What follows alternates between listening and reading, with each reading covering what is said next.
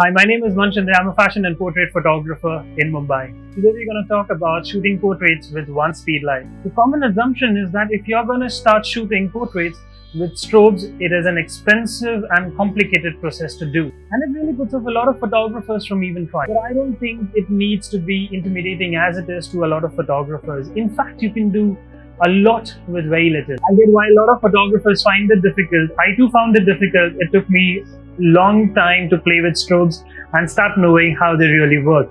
I couldn't really see most of the time how the light was falling compared to the continuous video lights, which are much more easier to use.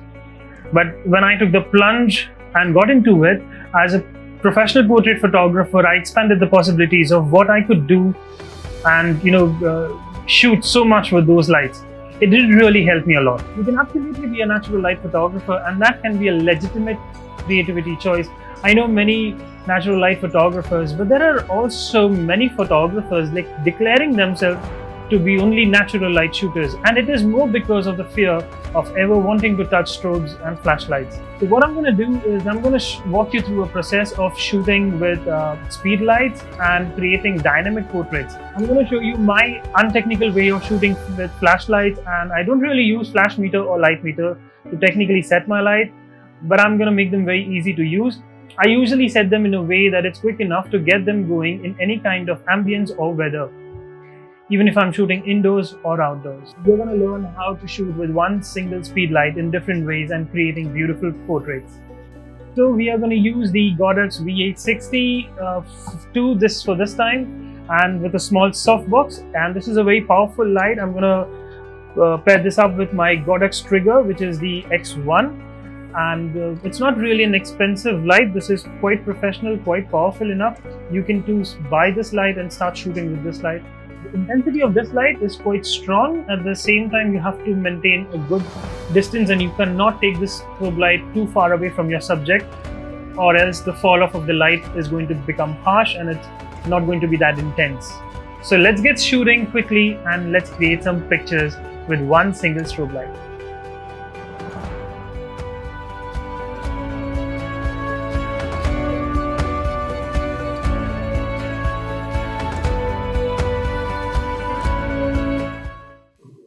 Today we're going to shoot with the Godox V860 flash. This is quite a powerful flash, and this is the flash that I really wanted to pick up long time back because this light is quite sturdy. The output of this flash is really very good, and you can use this in every possible way. You can shoot portraits, you can do fashion shoots, you can also do your events and stuff with this one light, because I think this gives you more than about 400 flashes. Not at full power, obviously, but when powered at full power, you will have to have at least promising 200 flashes. So what I'm using over here is a white background. I think if you all don't have a white background, you can use a white wall also. Eventually it will look the same in the pictures, okay? And if you don't have this, you can also buy a small cloth, a white cloth. If you have a white bed sheet, something similar to that can also be used. Since we are going to shoot with one light for portraits, I don't think much of it would matter, because at the end of the day, your frame is going to be really constant and it's going to be very close. Not much of the background is going to get exposed. So the second thing what I have over here is a small stand.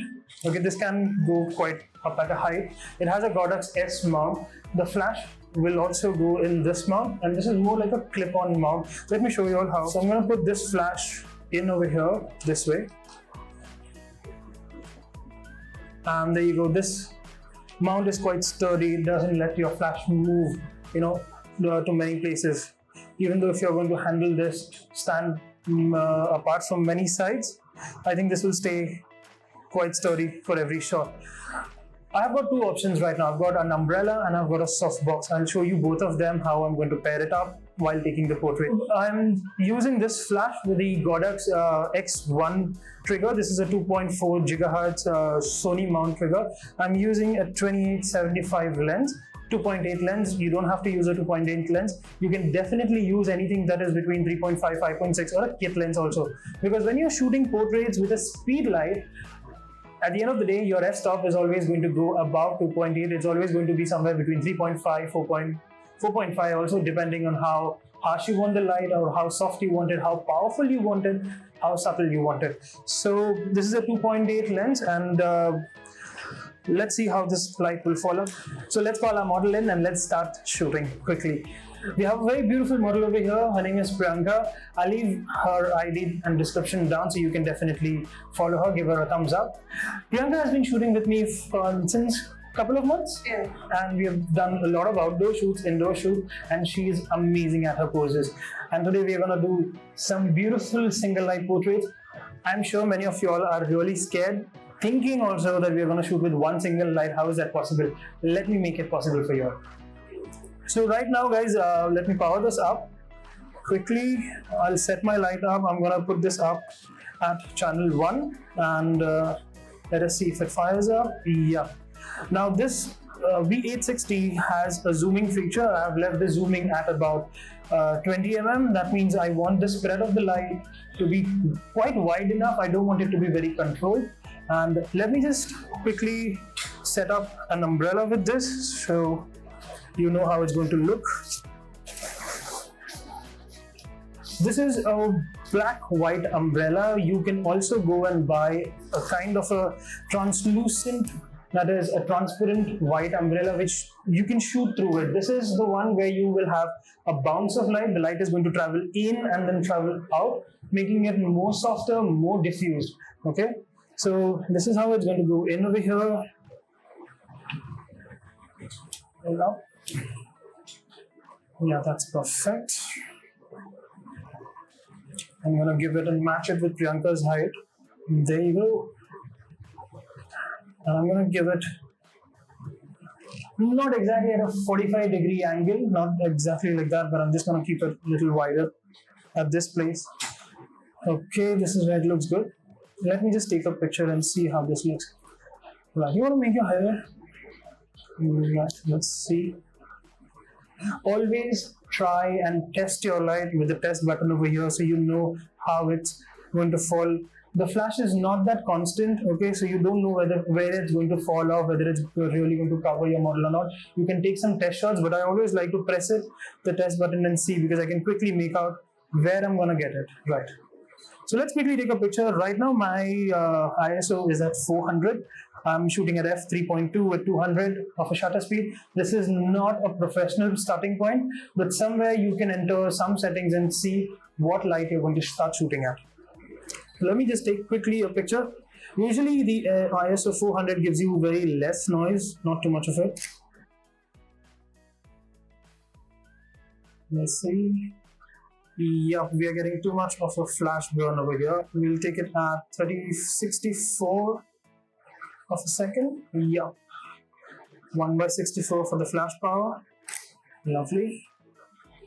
Yep. One more time. This is how you're looking right now. You're quite serious. Yeah. It looks like you're gonna get inside the camera and kill me altogether. You're gonna get the hair quickly behind your ears, yeah, because there's too much of hair flying around. Usually you have to talk to your model, describe her what you want to do. It becomes easier, yeah, so that she doesn't give you that angry face. Okay, that looks good. We'll take a couple of simple shots. Yeah. One more time. Right. Now, as you can see in this picture, the light is falling onto her face. Alright, you want to try keeping the chin a little bit towards the side. Okay, let's take it one more time. Yeah, tilt your head a bit this side, maybe the opposite. Yeah, that's good.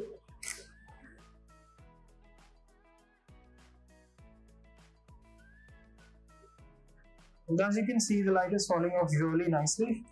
Across the face, this umbrella is eventually helping the light to fall on to the white backdrop also. So right now I'm going to change the position of this light, getting it a little bit frontal. This is not exactly 45 degrees. I don't really follow the rules of keeping it 45, 25. I take a picture, I see how it's going, and then I adjust it to the way I want it. Since my background is white, some of the light is also going to reflect from the back and going to come ahead. We have a very nice fall off of the light coming onto the entire body of her. She's looking very sweet. There's not much of a highlight patch because Since this is a rebounce umbrella or a bounce back umbrella, which we call it, it's eventually softening the light into a way that it's going to travel across the face, not creating harsh shadows with soft shadows and not hard highlights, soft highlights. So it becomes easy. This is the way you start shooting with one light. We're going to take a couple of pictures. And there you go. As you can see, done. It's up. Lovely. I'm going to set the light at the same power and take it a bit back. Could you do that pose once again for me? Yeah, this way.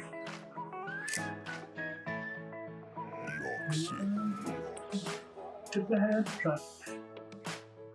Done.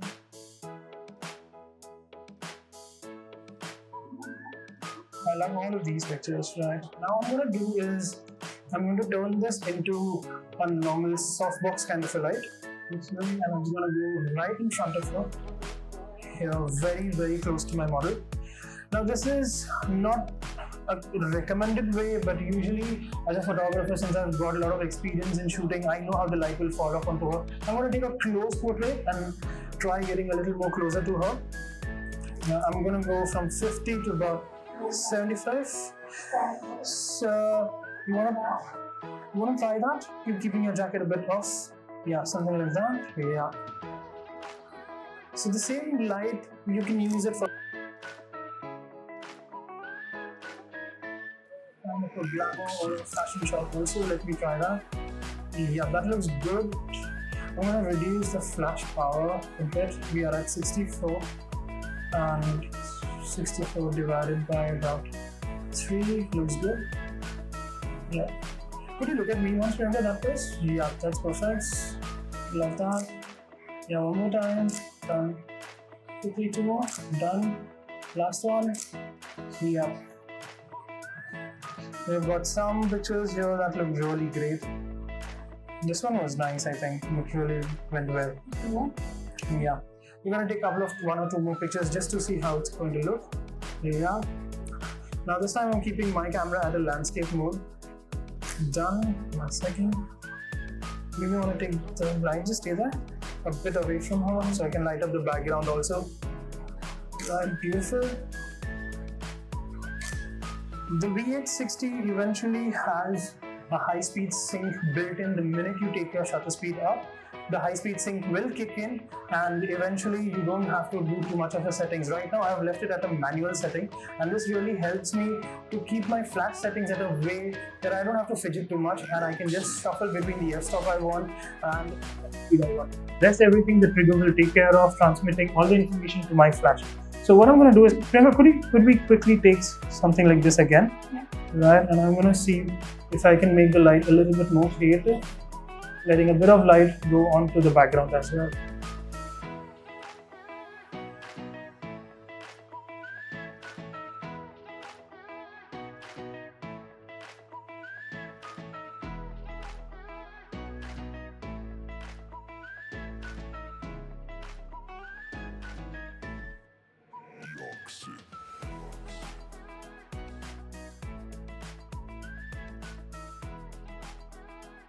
The umbrella is actually controlling the light and putting it onto my model in a way that it's not spreading wider, but yes, some of the light is also falling onto the backdrop. Now when you try to remove this umbrella and use a softbox instead, which I'll quickly show you, the softbox is going to direct the light in a very controlled manner and we are going to have some strong shadows. Let me show that to you all. We're going to put this back in place. Got a softbox, which is not a very big softbox, it's a very beautiful one. It's quite soft and handy. It's very small and handy, is what I was going to say. Soft and handy. Okay, this does come with 2 kind of diffusions. There is a small diffusion cloth inside and there is another diffusion cloth on the top. This really helps the light get soften up completely and get diffused neatly. So let's put this onto this. Let's get the light on this side. Now, as you know, the softbox is very squarish. Okay, you get different kind of softbox. You do get the octa kind of a box, which is quite bigger than this. The bigger the light source, the softer and gradually the light will fall off. Sculpting this light or moving the softbox to get the desired position is very important. this is not the scary part. Okay, this is a tricky part. The only thing is you should know how much distance to keep between your model and which way you're going to position the softbox. So right now, I'm going to put this usually where the studio photographers place it, or you all call it 45 degrees or 40 degrees, depends on that. I'm going to replicate that over here. So the light will eventually fall off from the far shoulder and the near shoulder of the model towards the camera. Right, there she goes. You want to put your chin down a little bit and look in the camera. Yeah, thank you. One more time. Let's try that. It's beautiful. So you could do some shots like this too. Yeah, that looks great. Yeah. Done. Can you give me one frontal one? Yeah, that's it. Great. That looks really good. I'm gonna come in a bit. Done. 1, 2, 3. Done. Done. Here we go. It's looking neat, clean. I don't think you need to spend much on lights. If you are somebody who's going to invest in your first speed light, I think you can go and pick up the Godox V860. This is a powerful professional flashlight, and to do such things, as you all saw what I shot today with one single speed light, it is an endless game. You can keep creating a lot and dynamic portraits, and you can have a lot of drama with your shadows if you want to do. You can remove the softbox also, and you can create stunning pictures by creating some harsh lights. You can add on some gel filters to it and create different kind of, colored lightings. And if you want to add another fill light, all you have to do is bring in another reflector from the other side and put a fill light to it.